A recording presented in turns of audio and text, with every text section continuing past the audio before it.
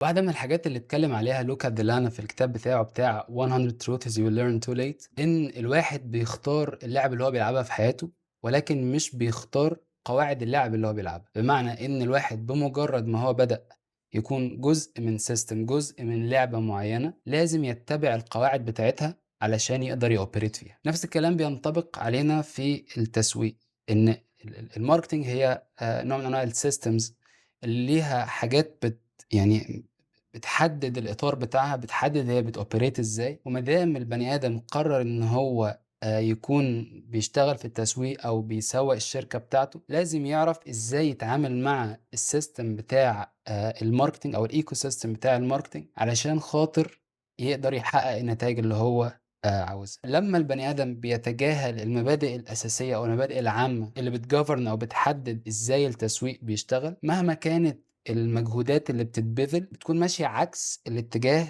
اللي السيستم بيشتغل بيه، وبالتالي النتايج بتكون إما ضعيفة جدًا مقارنةً بالمجهود، أو إنها بتكون عكسية، والأثر بتاعها بيكون سلبي. فواحد من المبادئ الأساسية اللي بتgovern الmarketing بتشتغل إزاي، هو فكرة الergodism. وأنا في الحقيقة لمّا دَوَّرت على ترجمة للمصطلح بالعربي ما لقيتش حاجة واضحة أوي أو حاجة اعتمادية نقدر نقول إن الergodicity هي كذا، لقيت حاجات زي الأرجودية أو حاجات زي كده، بس ما قدرتش أعتمد على المصطلح.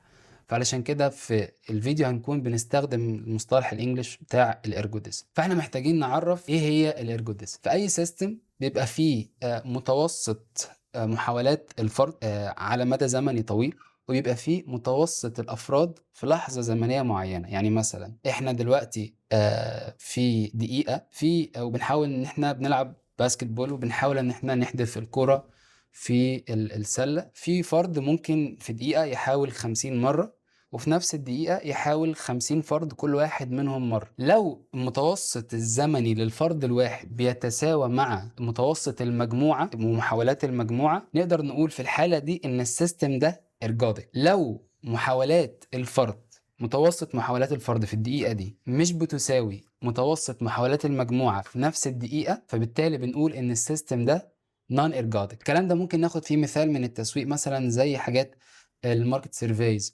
لو إحنا عاملين customer satisfaction survey وجاوب عليه 100 واحد وطلع الaverage بتاعهم مثلًا 7.5، إحنا أكيد فاهمين إن ده لا ينطبق على الaverage بتاع فرد واحد لو ادّاني الcustomer satisfaction score بتاعه على مدى زمني معيّن. فبالتالي السيستم ده non ergodic. هو المصطلح وإن كان مجرد شويتين، ولكن لمّا هنخش في تطبيقاته هنلاقي إن هو بيلامس تقريبًا أغلب الscopes أو الحاجات اللي إحنا بنشتغل فيها في الmarketing، وده هيكون واضح وإحنا بنتكلم على القوانين أو الفكرية المعينة اللي إحنا عاوزين نكون بنستخدمها والmental models علشان نفهم العلاقة ما بين الergodicity والتسويق. أول مبدأ ذهني أو mental model محتاجين نراعيه وإحنا بنتكلم عن الergodicity هي فكرة إن أنا محتاج أراعي إن أنا ما أوصلش للرون أو الانهيار أو الself handicapping اللي هي تقييد الذات. خلينا نتكلم الأول عن الرون أو فكرة الانهيار بتحصل لما باخد ريسك بيعرضني أنا لأن يحصل في حياتي أو في الشركة اللي أنا فيها لو في سياق التسويق إن إحنا نوصل لمرحلة ما نقدرش نتعافى منها، اللي هو بيسمى بالirreversible damage. لما باخد ريسك بيعرض المؤسسة أو أي حاجة أنا شغال عليها إن هي توصل لمرحلة إنها تبقى بيحصل لها irreversible damage، ده هو الرون أو فكرة الانهيار. بالتالي أنا لما باجي آخد ريسك لازم دايما أراعي فكرة إن الريسك ده هو safe to fail، بمعنى إن الريسك اللي أنا باعمله ده أقدر إن لو حصل وما نجحش which is دي possibility أيًا كان حجمها عامل إزاي، أقدر إن أنا recover منها، أقدر أكمل stay in business، مش إن أنا آخد الريسك اللي لو ما ضبطش أنا out of business. دي فكرة الرون، ودي من الحاجات اللي إحنا محتاجين نكون بنراعيها وإحنا شغالين في التسويق. تعالَ ناخد مثال على فكرة الرون في مجالنا. يمكن بقى لنا أكتر من 7 أو 8 سنين في research very solid معمول على فكرة إن البادجت بتاعة الماركتينج أو الadvertising budget specifically مش المفروض إنها تكون بتتصرف كلها على الperformance marketing. وده ببساطة لأن الperformance marketing هو حاجة بتهتم جدًا، جدًا، جدًا بالshort term ROI ده المترك الاساسي اللي بيقيس نجاح البرفورمانس ماركتنج، في حين ان بادجت الادفرتايزنج عموما المفروض تكون ليها هدف اكبر من كده، وهي انها تطول مده دوام الشركه دي في السوق بتاعها او تنافسيه الشركه دي في السوق بتاعها. فبالتالي بقى في كلام دلوقتي طالع من ناس زي ليس بنات وبيتر فيلد يمكن من اكتر من 7 او 8 سنين على ان لازم يبقى في سبليت للبادجت، الجزء الاكبر لازم يروح على الحته بتاعه البراند بيلدينج، الجزء الاصغر لازم يروح على الحته بتاعه البرفورمانس ماركتنج. مشكله البرفورمانس ماركتنج من عدسه الارجوديسيتي انها التايم هورايزن بتاعها او التايم فريم بتاعها صغير جدا، وممكن يعرض الشركه للريفرسبل دامج او للانهيار او الرون على المدى الزمني المرتبط بالشركه. يعني نجاح الشركه المدى الزمني بتاعه اطول بكتير جدا جدا من المدى الزمني الخاص بالبرفورمانس ماركت. فبالتالي على المدى الزمني القصير الخاص بالبرفورمانس ماركتنج ممكن الشركه تبقى بتنجح، بس على المدى الزمني الطويل الشركه بتخسر. فبالتالي ده بينتروديوس الريفرسبل دامج لعمر الشركه واحنا مش واخدين بالنا. ده مش معناه ان البرفورمانس ماركتنج شر مطلق او المفروض ان احنا ما نشتغلش بيرفورمانس ماركتنج، ده مش حقيقي. بس هي الفكره ان لما اجي اوزع البادجت بتاعتي انا محتاج اراعي التايم فريم اللي انا شغال على اساسه او اللي الشركه المفروض تكون بتنجح على اساسه، وابتدي اسيت البادجت بتاعتي اكوردنجلي. الجزئيه الثانيه في نفس المبدا الذهني هي فكره السيلف هانديكابينج او تقييد الذات. ادوا مثال على الموضوع ده ان ممكن يبقى في طالب جامعي مثلا هو خايف من الامتحان او خايف من المذاكره او خايف من الكلام ده كله، فعلشان خاطر يخرج بره فكره ان هو يتعاتب فبيروح يحتفل ويسهر قبل الامتحان يعني بيوم بيومين ويطول في السهر بتاعه. لما بيخش الامتحان لو سقط فبالتالي هو حد يعني هو كان سهران، فيعني اكيد ده شيء متوقع. ولو نجح فبالتالي ده شخص يعني جامد جدا لان هو كان سهران ليله الامتحان وامتحن ونجح عادي. فكره تقييد الذات او السيلف هانديكابينج هي دي ان احنا بنفرض قيود على نفسنا علشان ندي لنفسنا يعني فسحه ان احنا نخرج من اللي احنا متخيلين ان هو مأزق او ريسك او حاجه احنا فيها. مثال لفكره السيلف هانديكابينج او تقييد الذات في الماركتنج هي حته ان ساعات ماركترز كتير جدا بتسكيب الماركت ريسيرش تحت بند ان مفيش وقت كافي علشان خاطر نعمل ماركت ريسيرش او مفيش بادجت كبيره كافيه تخليني اعمل الماركت ريسيرش ده. في الحقيقه البادجت مش كونسيرن لو الماركتر عارف هو بيعمل ايه، ولكن هو لو المنتج ده ما نجحش بيجي بعد كده ويتكلم ان اصل احنا ما عملناش ماركت ريسيرش، اصل احنا ما خدناش وقتنا في التجهيز. فده نوع من انواع السيلف هانديكابينج. السيلف هانديكابينج والرون الاثنين متعلقين بالريسك. لو هنرسم سبيكترم هنحط هنا السيلف هانديكابينج وهنا الانتروديوسنج رون ريلاتيف لفكره الريسك، فانا المفروض ما اكونش هنا وما اكونش هنا، ما اكونش باخد ريسكس بتانتروديوس الريفرسبل دامج للانتيتي اللي انا شغال فيها، وفي نفس الوقت ما اكونش بقيد نفسي بالشكل اللي يخليني عندي مخرج او فري تيكت فروم المأزق اللي انا هكون موجود فيه ده علشان خاطر يبقى عندي عذر اقدر اتعامل معاه. المفروض اكون في النص باخد الريسكس بس من غير ما انتروديوس الريفرسبل دامج في الاورجنايزيشن اللي انا شغال فيها، وفي نفس الوقت مش خايف من الريسك لدرجه ان انا بحط نفسي في موقف اقدر اخرج منه بسلاسه بغض النظر عن فشل الشيء اللي انا شغال فيه او عدم. تاني مبدأ ذهني او منتال موديل يساعدنا واحنا في الماركتنج احنا نتعامل مع الارجوديسيتي هي فكرة ان انا محتاج ابيس الديسيجنز بتاعتي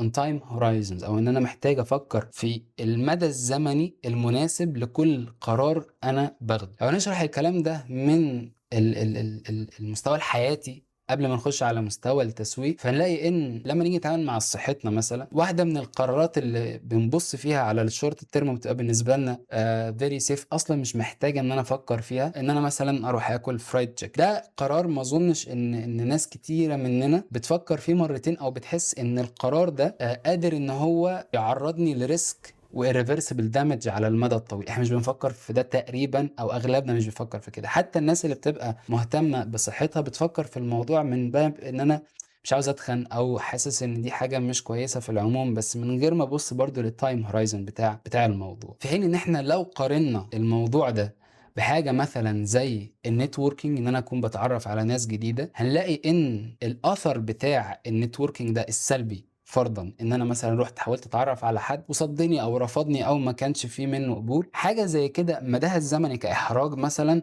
لا تخطى ال5 دقايق. انا خلاص حاولت اتعرف على شخص رفضني فرحت سايبه ما حاولتش احتك بيه تاني. في حين ان اثرها على المدى الزمني الطويل كبير جدا ومفيد جدا جدا جدا. لكن احنا لما بنيجي ناخد القرار النهارده، لو هنقارن ما بين ان انا اروح اكل فرايد تشيكن ولا اروح اتعرف على حد انا ما كنتش اعرفه في سبيل ان ده يحسن علاقاتي وشبكتي وتواصلي مع الناس، لاقي ان اغلب الناس بتفضل قرار الفرايد تشيكن، اللي هو سهل قوي على المدى الزمني القصير، وممكن يكون ليه اثار سلبيه جدا جدا جدا لو فضلنا يعني كل يوم بنروح ناكل فرايد تشيكن او على مدى متكرر على مدى زمني طويل. قولا واحدا هيأثر بالسلب، وبسلب حجمه مش صغير، مقارنه بفكره النتوركينج اللي هي على المدى الزمني القصير هي حاجه ممكن تكون فيها شيء من الاحراج، ولكنها على المدى الزمني الطويل هي حاجه مفيده جدا لكارير اي حد فينا. لو احنا سألنا نفسنا قبل ما ناخد كل قرار هو ايه التايم فريم المناسب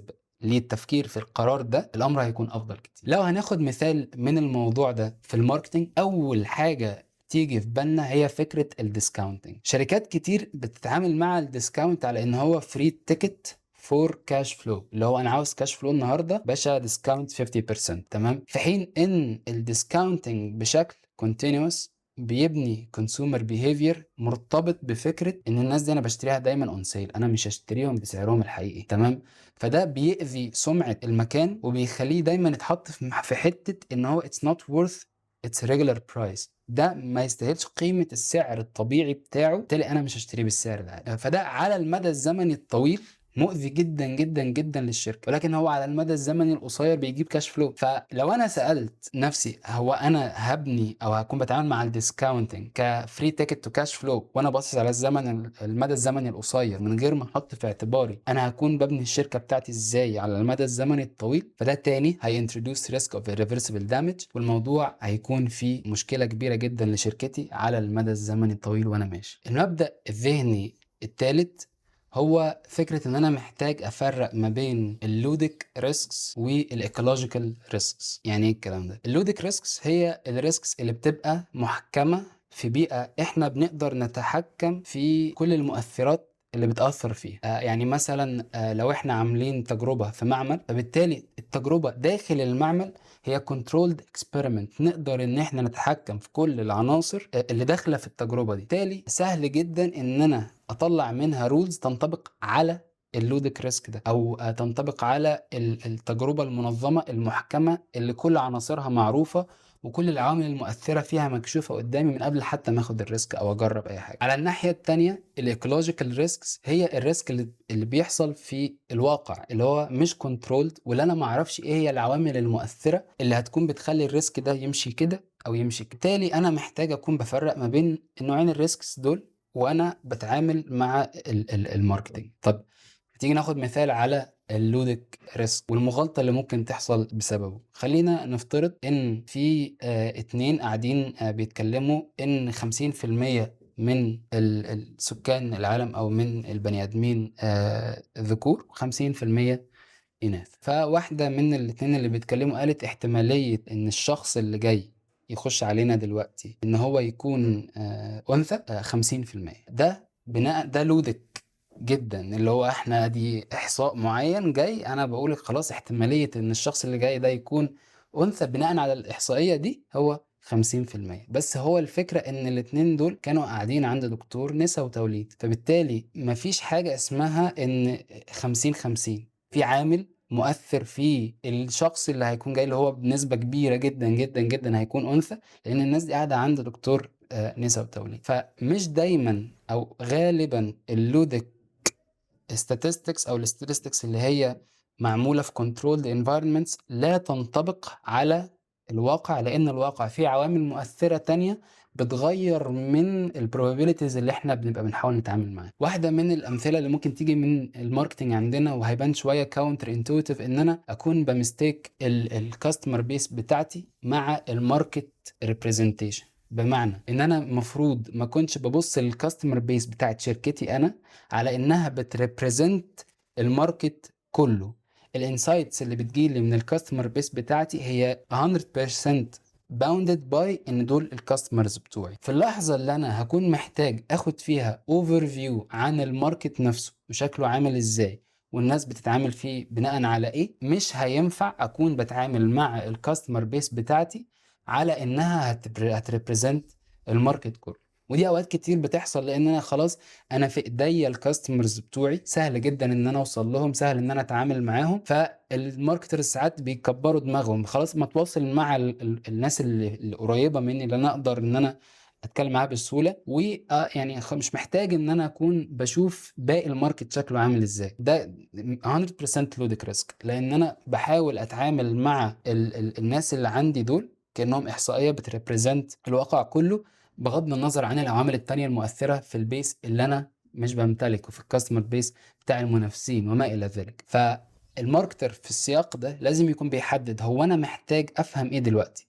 أنا دلوقتي بعمل ريسيرش عشان أفهم العملاء بتوعي أكتر، ولا أنا في مرحلة إن أنا بحاول أكون oriented towards الماركت وأفهمه بشكل أحسن. فلازم يبقى عندي سامبل بتحتوي كل العناصر المختلفة اللي تخليني قادر إن أنا أحكم على السوق بشكل موضوعي. المنتال موديل اللي بعد كده هو إن أنا محتاج أكون بأيم فور survival not success، ودي برضو قد تبدو counter intuitive لناس كتير، لان الحاجات المطرقعه والكبيره اللي احنا اوقات كتير بنبقى بنسعى لها هي دي اللي بتجذب انظار الناس الينا. ولكن في الحقيقه ان احنا لو جينا بصينا مثلا على كارير واحد من اعظم ان ما كانش اعظم انفستور جه على مدى المدى الزمني الكامل بتاع الانفستمنت اندستري، وهو وارن بافيت، هنلاقي ان المبدأ الاساسي هو يعني الفيرست رول بالنسبه له don't lose money، ان هو مش محتاج يخسر من او المفروض ان هو ما يخسرش فلوس. ولو بصينا على خطاباته او الحاجات اللي هو كان بيتكلم عليها، هنلاقي ان هو دايما بيتكلم على ان انت you shouldn't get out of the system، او انت المفروض تكون دايما راس مالك موجود جوه السيستم علشان خاطر تقدر ان انت تستفيد من فكرة الكومباوندنج افكت، اللي هي واحده من هم بيقولوا ان هي واحده من عجائب الدنيا. فكره ان انت فلوسك تكومباوند لغايه لما تلاقي ان هي اضعاف مضاعفه من الفلوس اللي انت كنت بادئ بيها. وده المبدأ اللي خلى ان ثروة وارن بافيت تكون بتزيد جدا جدا جدا في الفترة الأخيرة من رحلته الاستثمارية. وده حصل لأن هو فضل في السيستم لونج انف ان الفلوس تكومباوند، يعني برضو لونج انف لدرجة ان هو يكون واحد من أثرى الناس في العالم. طيب ده هو عمله ليه؟ علشان خاطر هو بيأيم فور سرفايفل، هو مش بيجري ورا الحاجات اللي بتبوم مره واحده. حاجات كتير جدا اندستريز كتيره قوي طلعت من ساعه ما كان وارن بافيت بينفست في حاجات هو فاهم فيها كويس جدا علشان يسرفايف بيها، زي البيتكوين وما الى ذلك. بغض النظر هي حاجه كويسه او لا، ولكن هو كان بيستك الحاجات اللي هو يقدر يسرفايف فيها، مش الحاجات اللي يقدر يطرقع بيها مرة واحدة. الموضوع بينطبق عندنا في التسويق على فكرة الريبيوتيشن او السمعة. اوقات كتير بنحس او بتيجي قدامنا فرص ان احنا نعمل حاجات معينة، حاسين انها ممكن تنقلنا او تنقل الاورجنايزيشن اللي احنا شغالين فيها في حتة تانية خالص، دون مراعاة سمعة الشركة اللي انا فيها دي هتكون عاملة ازاي بعد ما اعمل الحاجة دي لو ما ظبطتش. تاني هنرجع تاني لفكرة الريفرسبل دامج او الانهيار، ودي لانها فكره محوريه فيما يخص الكونسبت بتاع الارجوديس. لو السيستم نون ارجوديك دايما في ريسك اوف irreversible دامج، انا لازم اكون بتعامل معاه وبحاول ان انا انجو منه دايما. بالتالي في السمعه وانا بتعامل معاها، هي دي اكتر حاجه المفروض تكون مخلياني مكمل في البيزنس. stay in the system. اي حاجه لو انا بقيم فور سكسس او ببريوريتايز السكسس على السرفايفل، ممكن اعمل حاجه ترون الريبيتيشن وجيت اوت اوف ذا جيم انتايرلي. فلما هعمل كده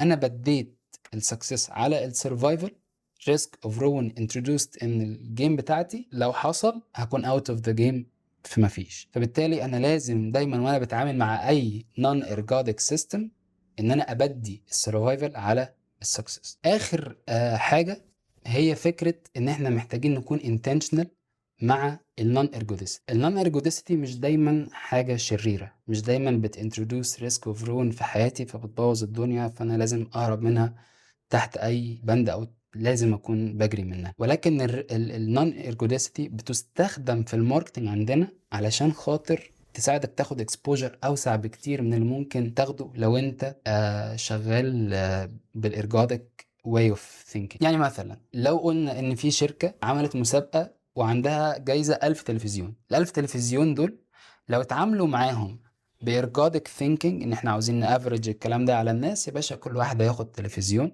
من الفايزين وشكرا على كده. الكلام ده ياخد صدى اكبر، ولا لو قالوا ان احنا نعمل مسابقه وفي فايز واحد هياخد 1000 تلفزيون بدون أي يعني مقارنة. الفكرة إن الفايز واحد ياخد 1000 تلفزيون أشد جذبا لانتباه الناس من فكرة إن أنا هوزع 1000 تلفزيون على 1000 بني آدم. أسئلة كتير، هو هيعمل بيهم إيه؟ هو هيتاجر في التلفزيونات؟ طب هو التلفزيون ده نوعه ايه؟ طب هما ليه بيعملوا كده؟ طب هي الجائزه اللي تتسلم امتى؟ طب انا اكسب ال1000 تلفزيون ازاي؟ لا يا عم، ده بيضحكوا على الناس. وهكذا هيبقى في discussion going around فكره ان في بني ادم هيكسب 1000 تلفزيون. اللي هو افتكروا في اول الفيديو خالص لما اتكلمنا على متوسط الفرد والمتوسط الجمعي، هو هنا احنا استخدمنا الفكره دي في صالحنا، ان احنا خلينا ان يبقى في non ergodicity واستفدنا منها في ان احنا ناخد exposure وبابليك كفرج وحاجات زي كده. مثال تاني هي فكره الفيراليتي. مثلا حد زي مستر بيست، لو حد شاف الفيديوز بتاعته، هو جزء مش قليل من فيديوهاته بيبدا مثلا بتشالنج او حاجه بيكون فيها جايزه كبيره جدا، وتحس ان ازاي حاجه زي كده ممكن تكون بتحصل، وده اللي بيخليك عاوز تكمل بعد كده.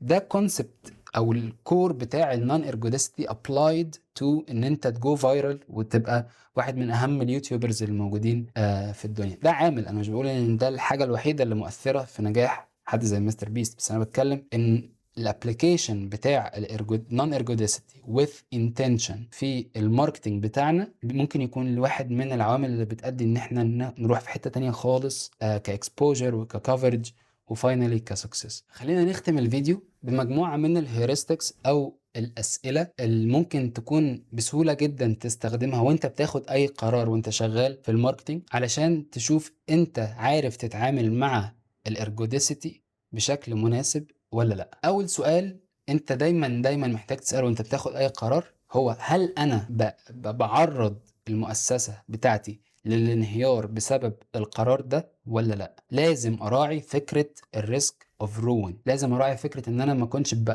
بعرض مؤسستي للريفرسبل دامج. السؤال الثاني او النقطه الثانيه: هل انا بايد نفسي او بايد المؤسسه اللي انا فيها بالشكل اللي يديني ايزي واي اوت او مخرج سهل لو الامور ما مشيتش زي ما احنا نفسنا ان هي تمشي؟ اما السؤال الثالث هو فكره التايم هورايزن، ايه هو المدى الزمني المناسب لتقييم القرار ده؟ ودي نقطة مهمة جدا جدا جدا، لان على مدى زمني معين اوقات كتير بيكون صغير بنبقى شايفين ان مفيش irreversible damage introduced. لو هاكل فرايد تشيكن مرة في حياتي مرتين مفيش irreversible damage موجود بنسبة كبيرة، ولكن انا محتاج ابص للموضوع على المدى الزمني الطويل. انا بتعامل مع الموضوع ده ازاي؟ السؤال الرابع هو: هل انا بسعى للنجاة بالمؤسسة بتاعتي وان انا اخليها ان بيزنس لاطول مدة ممكنة، ولا انا بسعى ان الدنيا تطرقع معايا مرة واحدة وده هو الشيء الشاغل ليا ومخليني ممكن اكون باخد ريسكس اندم عليها بعدين؟ السؤال الخامس هو: نوع الريسك اللي انا بقدمه للاورجنايزيشن اللي انا فيها دي او اللي انا بعرض الاورجنايزيشن بتاعتي ليها، هو لودك ولا ايكولوجيكال؟ هل هو حاجه كنترولد ونقدر نتاكد من نتيجتها بمجرد ما جات الداتا بوينتس وخلاص، ولا هل هي حاجه كياتيك فوضويه بما هو متناسب مع الواقع بتاعنا وممكن اي حاجه او اي عامل مؤثر يجي فيها مره واحده ينترودوس في عامل الانهيار للايكويجن ويخليني مش قادر اريكفر نفسي واريكفر المؤسسه بتاعتي من اللي انا حطيت نفسنا فيه ده. والسؤال السادس والاخير: هل السيستم اللي انا باوبريت فيه ده نون ارجوديك ولا لا؟ طب لو نون ارجوديك، ازاي اوظف النون ارجوديسيتي دي لمصلحتي ولمصلحه المؤسسه اللي انا شغال فيها علشان خاطر اقدر احقق نتائج اعلى بكتير من التعامل مع الموضوع بالستايل الارجوديك؟ الارجوديستي واحده من الحاجات اللي هتساعدنا ان احنا نفهم ازاي نتعامل مع الماركتينج كسيستم، مش مجرد تكنيكال نو هاو، حاجات لازم نكون بنحطها جنب بعضها علشان خاطر نحقق نتيجة معينة، واللي هتساعد الناس اللي هي نفسها تكون بتفهم ماركتينج يعني ايه وتفهم السيستم بتاع الماركتينج ده بيوبريت ازاي في الواقع في الحياة العملية وايه اللي بيجافرن الموضوع ده، ان هو يقرب للنقطة دي بشكل احسن.